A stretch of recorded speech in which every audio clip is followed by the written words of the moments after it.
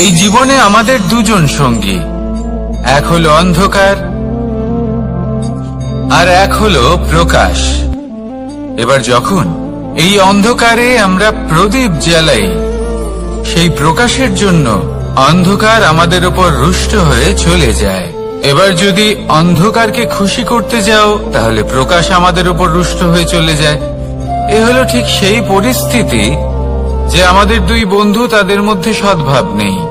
যদি কোনো একজনের মান ভাঙাতে বা খুশি করতে যাও, তাহলে দ্বিতীয়জন অবশ্যই রুষ্ট হয়।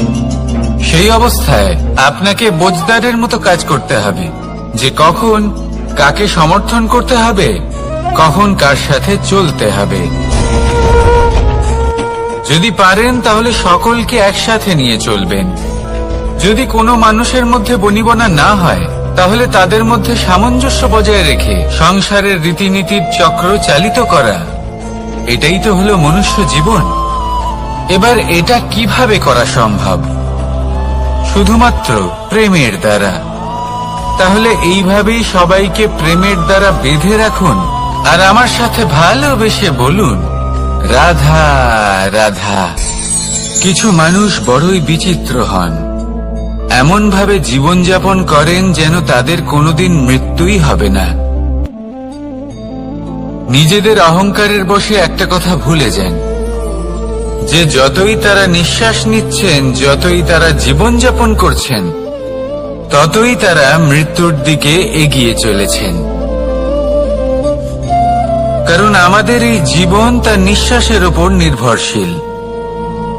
নিঃশ্বাস চলছে মানে জীবন চলছে। নিঃশ্বাস যদি থেমে যায়, তাহলে জীবনও থেমে যাবে। আমাদের জীবনের প্রদীপ যে কোনো মুহূর্তে নিভে যেতে পারে, আর কত সময় বাকি রয়েছে সেই বিষয়ে আমাদের কোনো ধারণাই নেই। তাই যে মুহূর্ত আমরা এখন যাপন করছি, সেটার সদ্ব্যবহার করে নেওয়া যাক। কোনো শুভ কর্ম করে নেওয়া যাক, এমন কোনো কর্ম যার দ্বারা আমাদের ব্যক্তিত্বতে এমন এক চমক আসে যে আমাদের মৃত্যুর পরেও এই সংসার আমাদের চিরস্মরণীয় করে। কারণ একটা কথা ঠিক, মৃত্যু হলো একটা অটল সত্য, তাকে মেনে নিতেই হবে, স্মরণীয় করে রাখতেই হবে।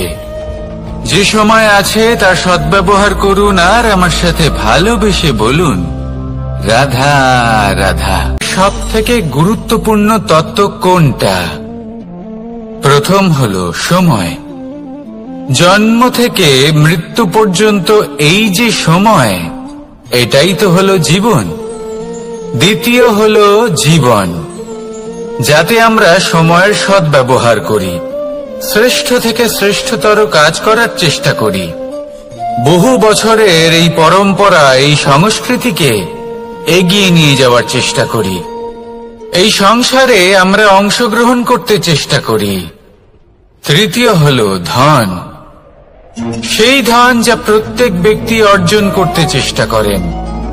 এবার এই তিনটি তত্ত্বের মধ্যে একটা সামঞ্জস্য আছে, সমান ব্যাপার আছে। সে ধনই হোক বা সময় হোক বা হোক জীবন। আর সেই সমান ব্যাপার হলো যে যদি আপনি এটা গণনা করতে থাকেন, তাহলে তা কমতে থাকে। যদি আপনি এটা ব্যবহার করেন, তাহলে তা বাড়তে থাকে। একে সংগঠিত করে রাখতে চেষ্টা করলে এ হাত থেকে ফসকে যায়। কিন্তু যদি আপনি একে সামলে রাখতে শিখে যান, তাহলে এমন কাজ করবেন যাতে সংসারের সাথে সাথে পরবর্তী প্রজন্ম লাভবান হবে। যদি কিছু শিখতে চান, তাহলে সামলাতে শিখুন, গণনা করা বা সংগঠিত করা নয়। আসুন আর আমার সাথে ভালোবেসে বলুন, রাধা রাধা। মানুষের এই জীবন, মানুষ জন্ম নেয়, একটা নির্দিষ্ট সময়ের পরে এই সংসার ত্যাগ করে চলেও যায়। এবার শুধু এটাই আবশ্যক নয় যে এই জীবনকালকে আপনি যাপন করবেন, শুধু এটাই গুরুত্বপূর্ণ নয়।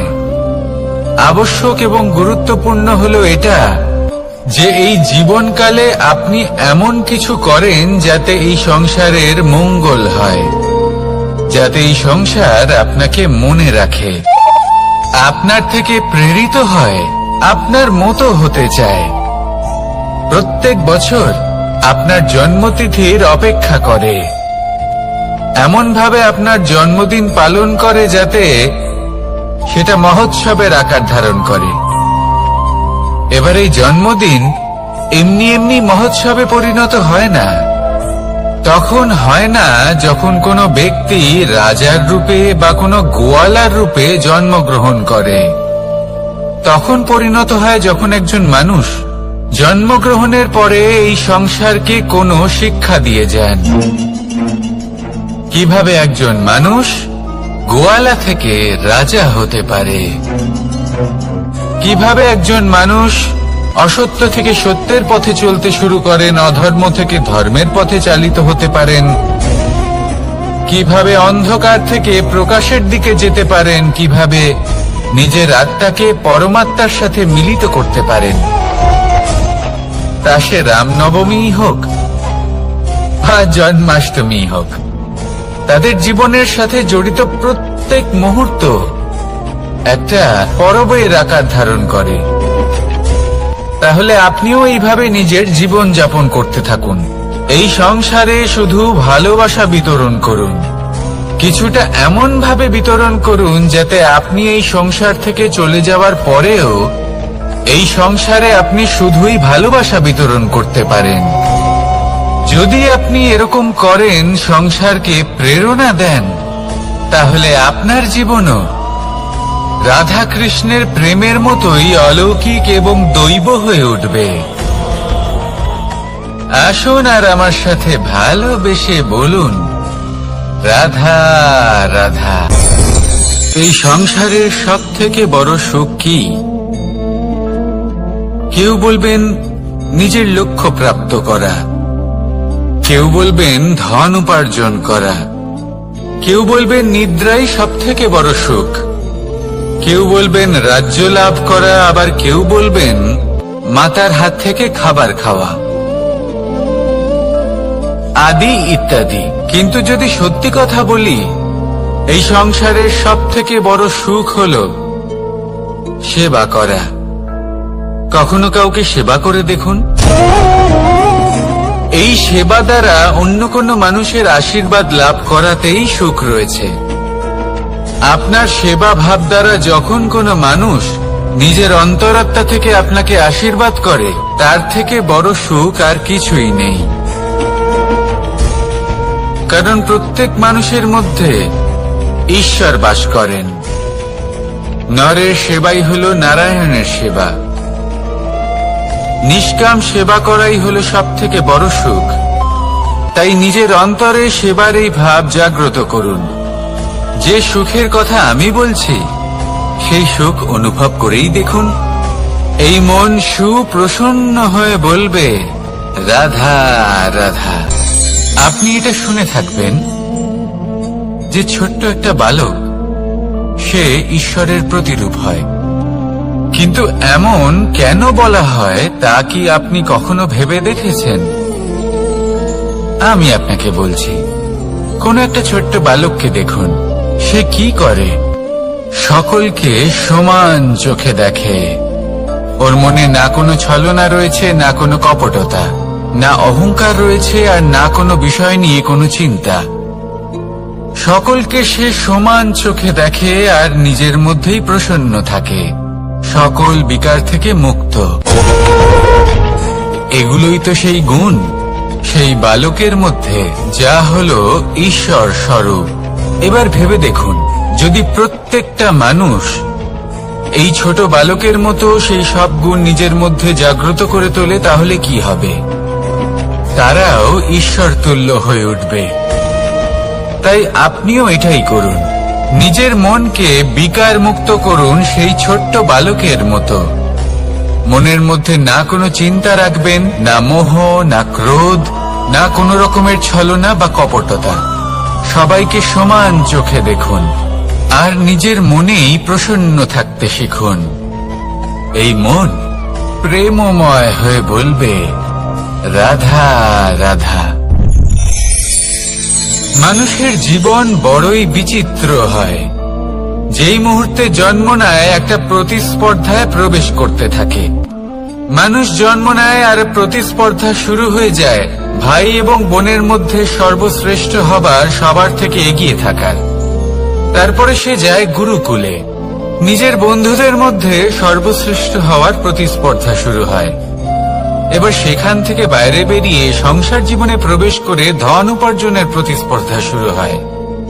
তা সে যুদ্ধই হোক বা কলা হোক, এই প্রতিস্পর্ধা কখনোই আমাদের পিছু ছাড়ে না। তাই যদি প্রতিস্পর্ধা করতেই হয়, তাহলে আমরা মানুষকে সাহায্য করার প্রতিস্পর্ধা কেন করব না? এমন এক প্রতিস্পর্ধা যাতে যে কেউ জিতুক বা যে কেউ হারুক না কেন, লাভ সকলের হবে। সকলের মধ্যে প্রেম বিতরণ করতে থাকুন, এইভাবেই আনন্দ বিতরণ করতে থাকুন, আর আমার সাথে ভালোবেসে বলুন, রাধা রাধা। দু রকমের প্রাকৃতিক বেগ থাকে। প্রথম হলো বর্ষা। যখন এর বর্ষণ হয় তখন মাটিকে শীতল করে নতুন ফসল ফলায়। আর দ্বিতীয় হয় পবন, যা আমাদের সর্বদা শ্বাসবায়ু প্রদান করে। অশান্ত এই মনকে শান্তি প্রদান করে, এই ক্লান্ত শরীরে স্ফূর্তি প্রদান করে। আমাদের জীবনে যত আবেগ আছে তা হয় বর্ষার মতো হওয়া উচিত, নয় হওয়া উচিত পবনের মতো। ক্রোধ, মতভেদ, বিবাদ, এগুলো হওয়া উচিত বর্ষার মতো। অর্থাৎ কিছু সময় পরে যেন এরা নিজে থেকেই ছিন্ন ভিন্ন হয়ে চলে যায়। আর যদি পবনের মতো কোনো আবেগ থাকা উচিত, তা হল প্রেম, যা সর্বদা শ্বাসবায়ু প্রদান করে, সবসময় সাথে থাকে। একে আমরা অনুভব করতে পারি না, কিন্তু এ আমাদের অনুভব করার জন্য প্রাণবায়ু প্রদান করে। আর যখন চক্রবাতের মতো সে ভয়ঙ্কর হয়ে ওঠে, তখন সমগ্র সংসার বদলে দেয়। এর সারমর্ম একটাই, শক্তি। মতভেদ, ক্রোধ, বিবাদের মধ্যে নেই। শক্তি যদি থাকে, তা আছে প্রেমের মধ্যে। তাই এই প্রেমকে মনের মধ্যে রাখুন আর আমার সাথে বলুন, রাধা রাধা। প্রত্যেকটা মানুষ আলাদা হয় আর অত্যন্ত বিশেষ হয়। প্রত্যেক মানুষ ভিন্ন ভিন্ন পরিবেশে পালিত হয়, বড় হয়। প্রত্যেকের নিজস্ব চিন্তা ভাবনা থাকে, নিজস্ব বিচারধারা থাকে। যখন অনেক ভিন্ন বিচারধারা একত্রিত হয়ে যায়, তখন শুরু হয় বিবাদ। এবার এই বিবাদের সময় আপনি দেখবেন, দুই ব্যক্তি যাদের মধ্যে এই বিবাদ হচ্ছে, সবসময় এটা প্রমাণ করতে চান যে তার সামনের ব্যক্তি এবং তার ভাবনা, তার বিচারধারা বা তার বক্তব্য হলো অনুচিত।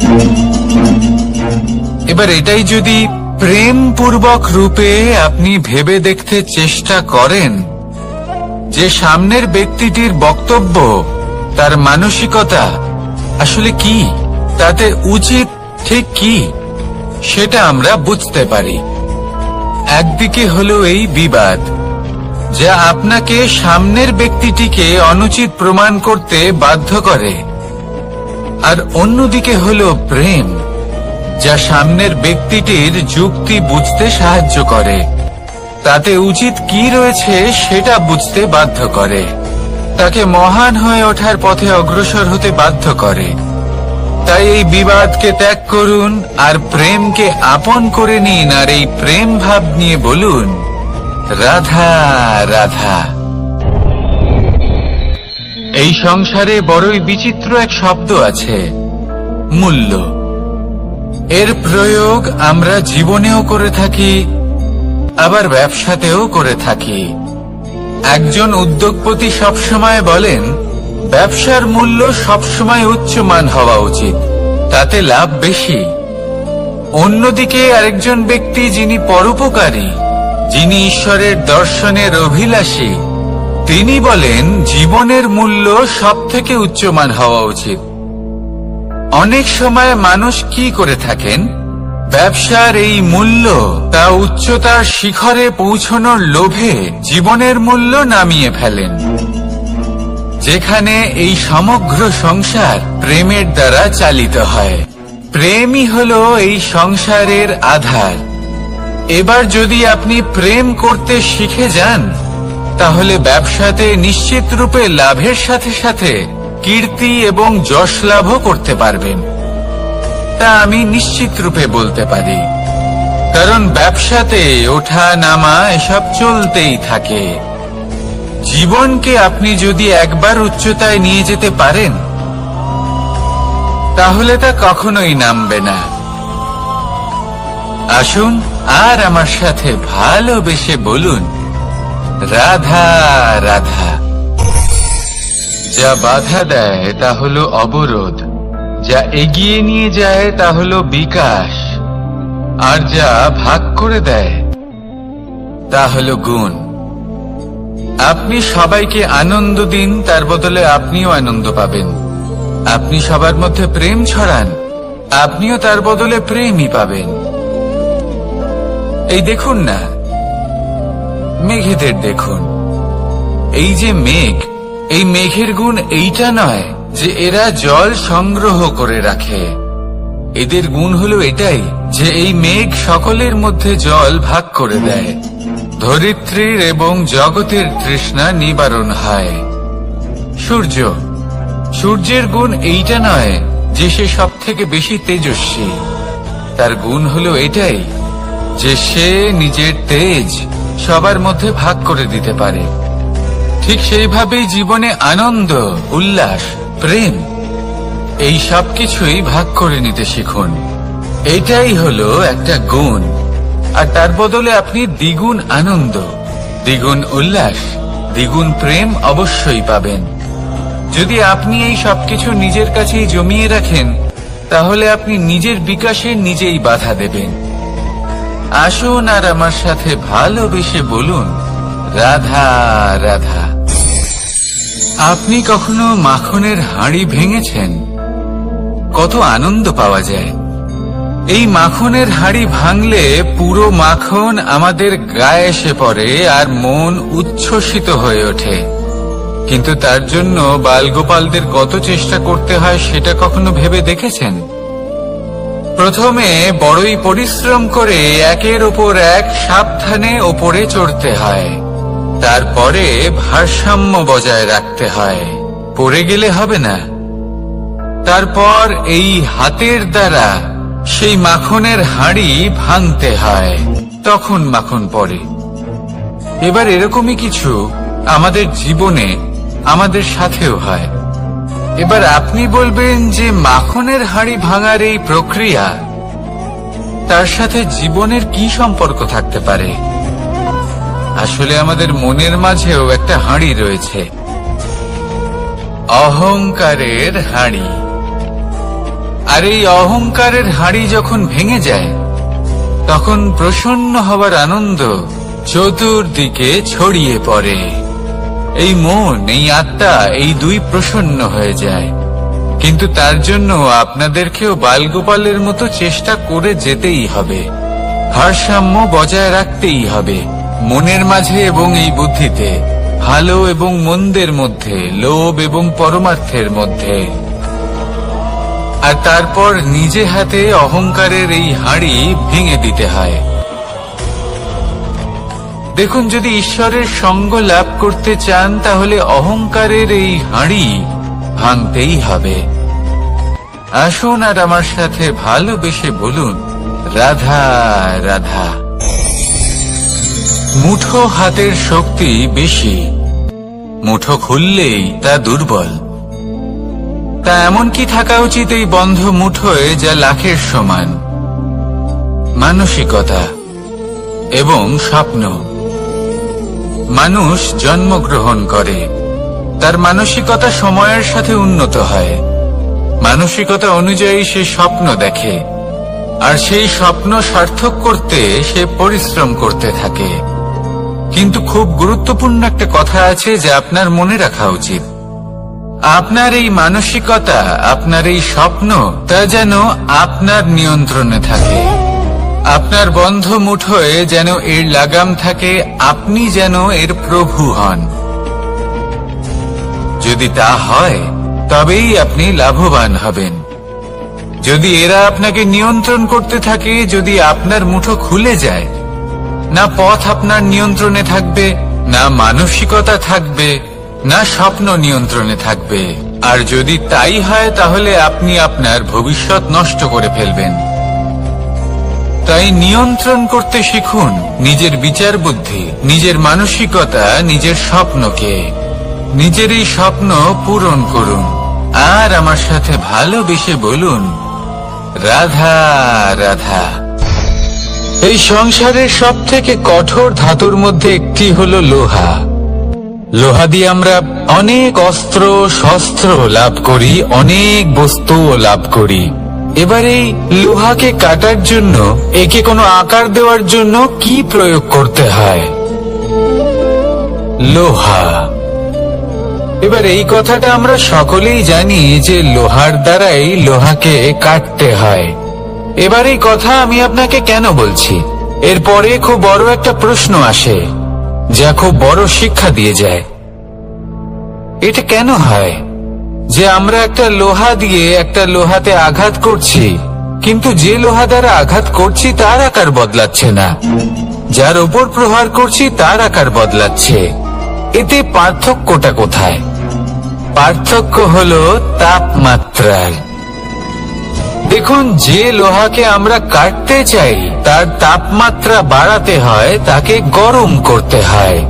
আর যে লোহা দ্বারা আমরা আঘাত করতে চলেছি সেই লোহা আমাদের ঠান্ডা রাখতে হয়। অর্থাৎ ঠান্ডা লোহা গরম লোহাকে কেটে দেয়। এবার এই শিক্ষা কি আমাদের জীবনে যথেষ্ট নয়? আমাদের জীবনে অনেক সমস্যা আসতে পারে, কিন্তু আমাদের এই বিষয়ে বিশেষ খেয়াল রাখতে হবে যে আমাদের মনকে আমরা যেন ঠান্ডা রাখি, এই মস্তিষ্ককে শান্ত রাখতে হবে। যদি আমরা ক্রোধ বা ঈর্ষার আগুনে জ্বলতে থাকি, বিদ্বেষের আগুনে জ্বলতে থাকি, তাহলে আমরাও সেই লোহার মতোই হয়ে যাব যার তাপমাত্রা অত্যন্ত বেশি। তখন যে কেউ এসে আমাদের বিচ্ছিন্ন করে চলে যাবে। মনে রাখবেন, যিনি যত বেশি স্থির বুদ্ধির অধিকারী, যিনি হলেন সব থেকে বেশি শান্ত, তিনি হলেন সব থেকে বেশি বলশালী। তাহলে শান্ত থাকুন আর আমার সাথে ভালোবেসে বলুন, রাধা রাধা। এই সমগ্র সংসারের সব থেকে গুরুত্বপূর্ণ ব্যক্তি কে? স্বয়ং আপনি।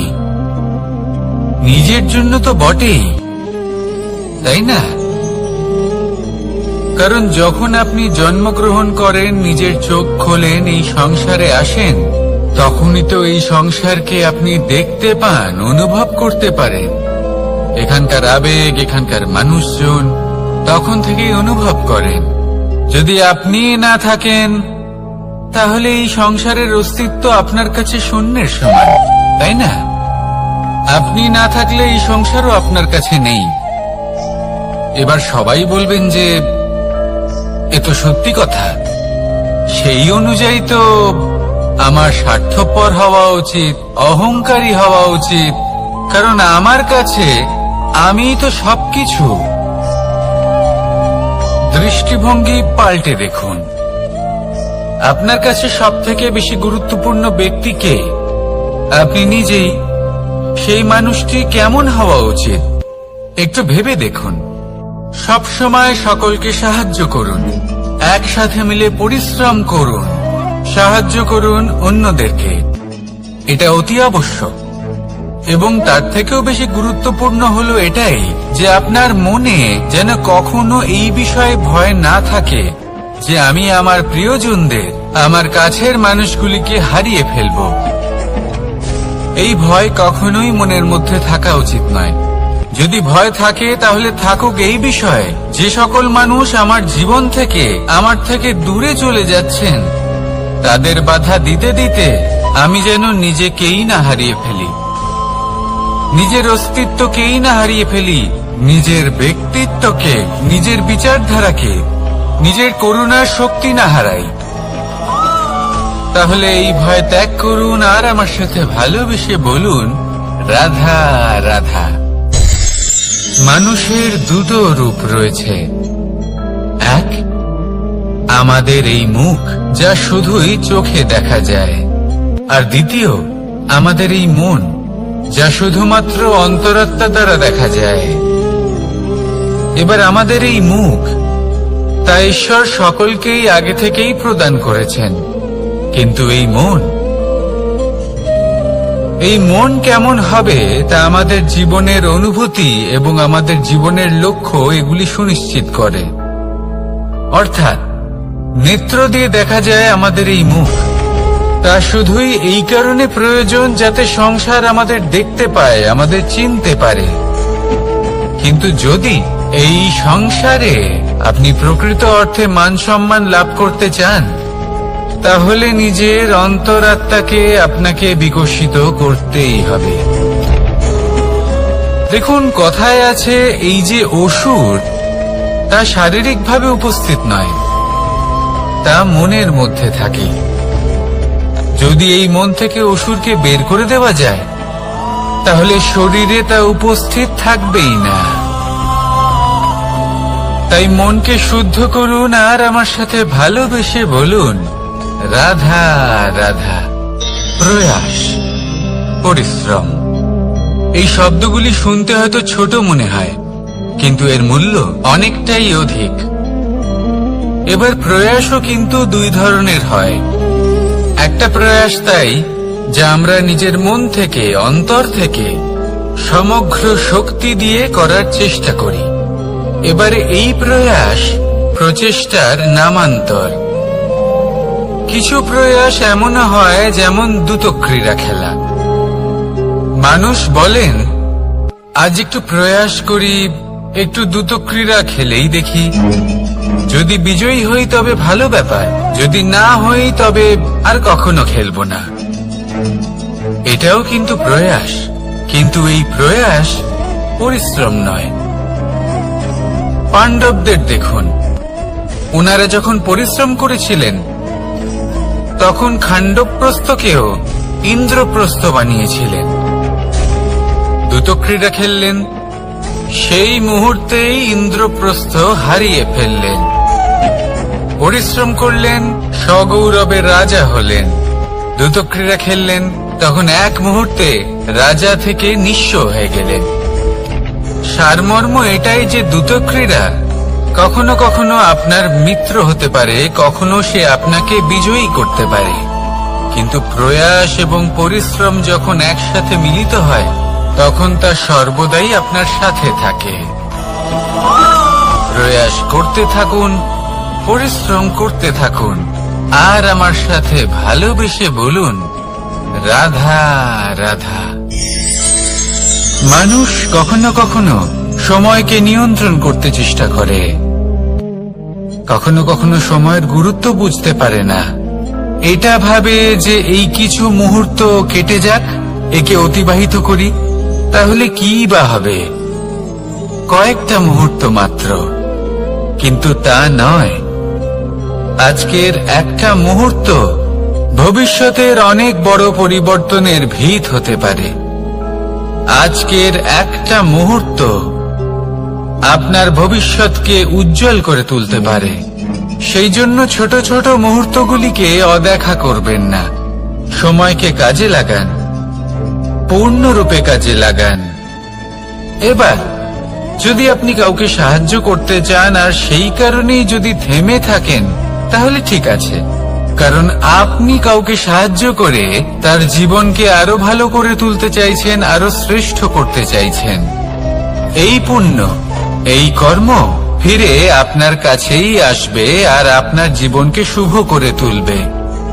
কিন্তু যদি আপনি আলস্যের কারণে থেমে থাকেন এবং কিছুই না করেন, সময় নষ্ট করেন, তাহলে কিন্তু একটাই ঘটনা ঘটবে, আপনার ভবিষ্যৎ বিপদগ্রস্ত হয়ে পড়বে, আর কিছুই নয়।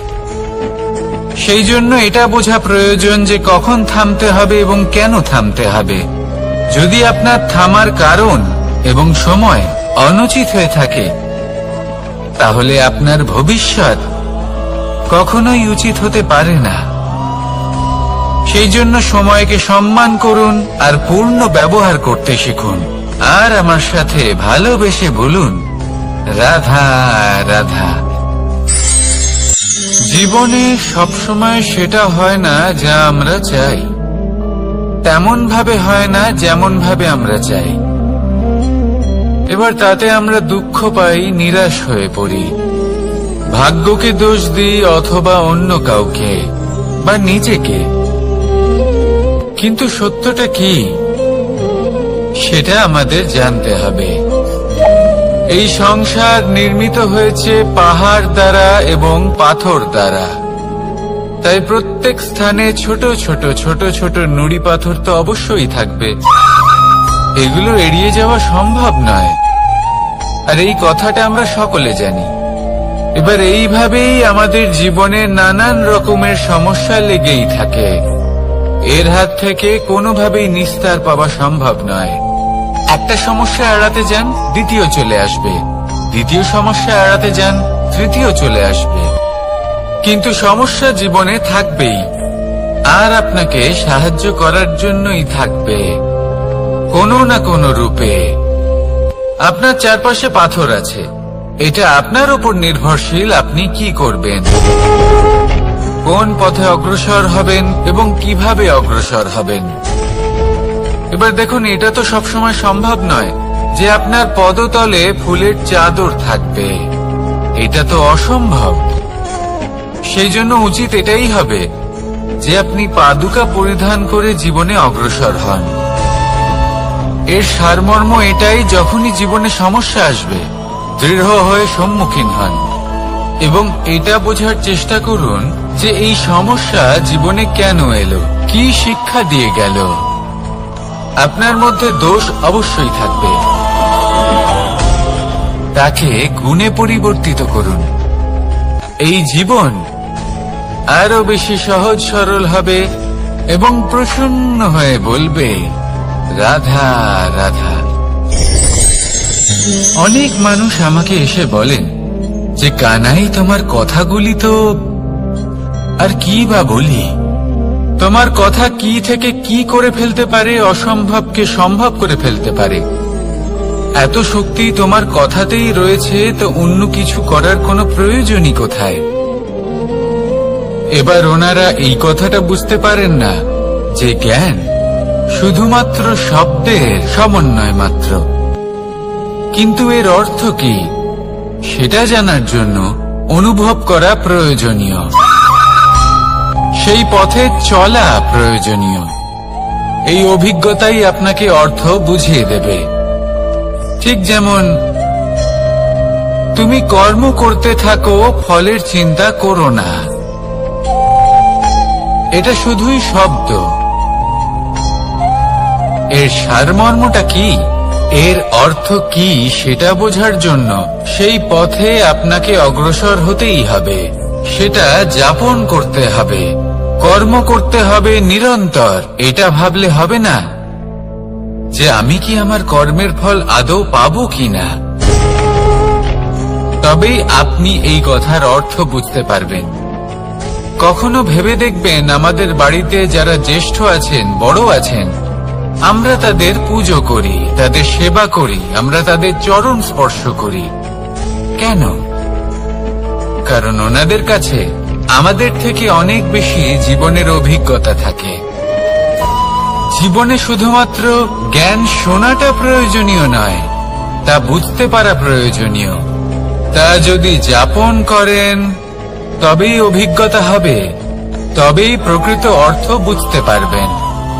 তাহলে জ্ঞান শুধু শুনবেন না, বুঝুন, তাকে আচরণে আনুন এবং আমার সাথে ভালোবেসে বলুন, রাধা রাধা। এই সংসারের সব থেকে গুরুত্বপূর্ণ তত্ত্ব কোনটা? প্রথম হলো সময়। জন্ম থেকে মৃত্যু পর্যন্ত এই যে সময়, এটাই তো হলো জীবন। দ্বিতীয় হলো জীবন, যাতে আমরা সময়ের সদ্ব্যবহার করি, শ্রেষ্ঠ থেকে শ্রেষ্ঠতর কাজ করার চেষ্টা করি। বহু বছরের এই পরম্পরা, এই সংস্কৃতিকে এগিয়ে নিয়ে যাওয়ার চেষ্টা করি। এই সংসারে আমরা অংশগ্রহণ করতে চেষ্টা করি। তৃতীয় হলো ধন। সেই ধন যা প্রত্যেক ব্যক্তি অর্জন করতে চেষ্টা করেন। এবার এই তিনটি তত্ত্বের মধ্যে একটা সামঞ্জস্য আছে, সমান ব্যাপার আছে। সে ধনই হোক বা সময় হোক বা হোক জীবন। আর সেই সমান ব্যাপার হলো যে যদি আপনি এটা গণনা করতে থাকেন তাহলে তা কমতে থাকে, যদি আপনি এটা ব্যবহার করেন তাহলে তা বাড়তে থাকে। একে সংগঠিত করে রাখতে চেষ্টা করলে হাত থেকে ফসকে যায়, কিন্তু যদি আপনি একে সামলে রাখতে শিখে যান তাহলে এমন কাজ করবেন যাতে সংসারের সাথে সাথে পরবর্তী প্রজন্ম লাভবান হবে। যদি কিছু শিখতে চান তাহলে সামলাতে শিখুন, গণনা করা বা সংগঠিত করা নয়। আসুন আর আমার সাথে ভালোবেসে বলুন, রাধা রাধা।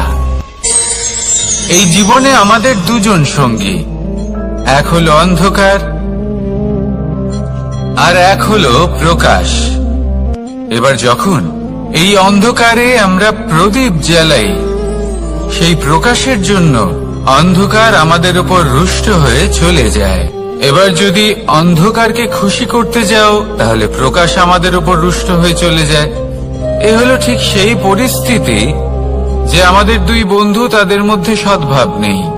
যদি কোনো একজনের মান ভাঙাতে বা খুশি করতে যাও তাহলে দ্বিতীয়জন অবশ্যই রুষ্ট হয়। সেই অবস্থায় আপনাকে বোঝদারের মতো কাজ করতে হবে যে কখন কাকে সমর্থন করতে হবে, কখন কার সাথে চলতে হবে।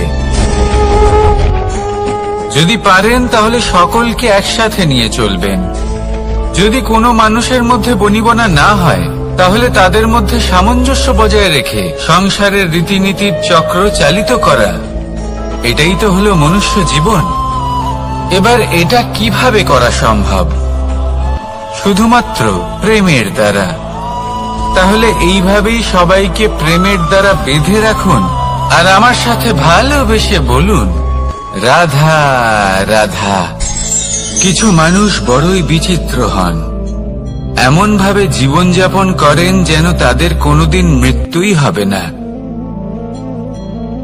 নিজেদের অহংকারের বশে একটা কথা ভুলে যান যে যতই তারা নিঃশ্বাস নিচ্ছেন, যতই তারা জীবনযাপন করছেন, ততই তারা মৃত্যুর দিকে এগিয়ে চলেছেন।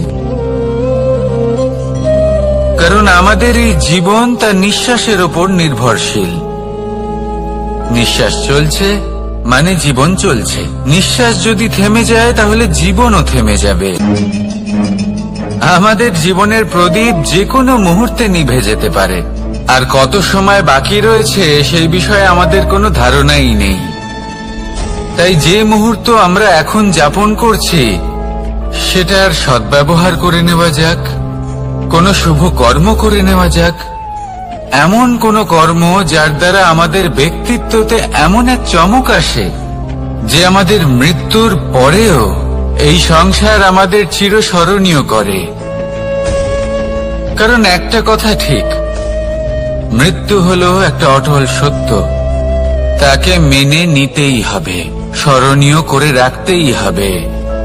যে সময় আছে তার সদ্ব্যবহার করুন আর আমার সাথে ভালোবেসে বলুন, রাধা রাধা।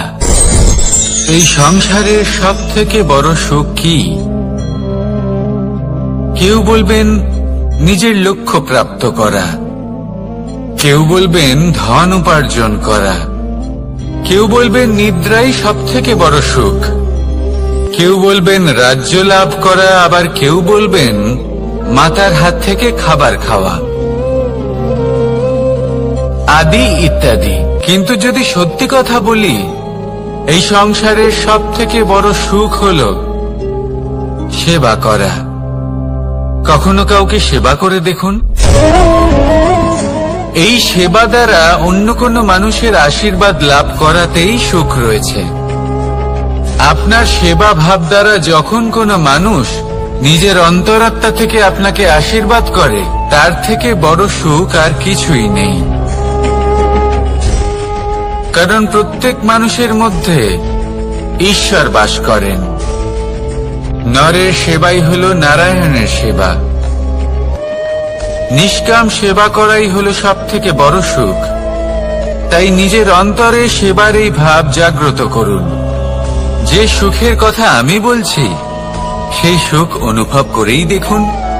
এই মন সুপ্রসন্ন হয়ে বলবে, রাধা রাধা। মানুষ অসুস্থ কেন হন? শারীরিক দুর্বলতার কারণে? না, মানুষ অসুস্থ হন তার মানসিকতার কারণে, তার বিবেকের কারণে, তার কর্মের কারণে, তার ক্রোধের কারণে। আর যখন কেউ সুস্থ হন, ঠিক হয়ে যান, তার মানে এটা নয় যে শুধু ওষুধের জন্য তিনি সুস্থ হয়েছেন।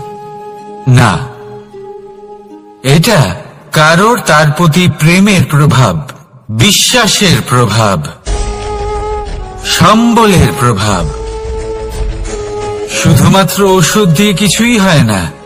যদি মনে প্রেম থাকে, বিবেক থাকে, বিশ্বাস থাকে, সম্বল থাকে, তবেই সেই ওষুধ কাজ করতে পারে। তাই মনে রাখবেন, এই জীবন হলো অত্যন্ত ছোট। মনে প্রেম ভাব রাখুন, মিত্রতা করুন, শত্রুতা নয়। ভালোবাসুন, বিদ্বেষ নয়। আর এই ভালোবাসার সাথেই বলুন,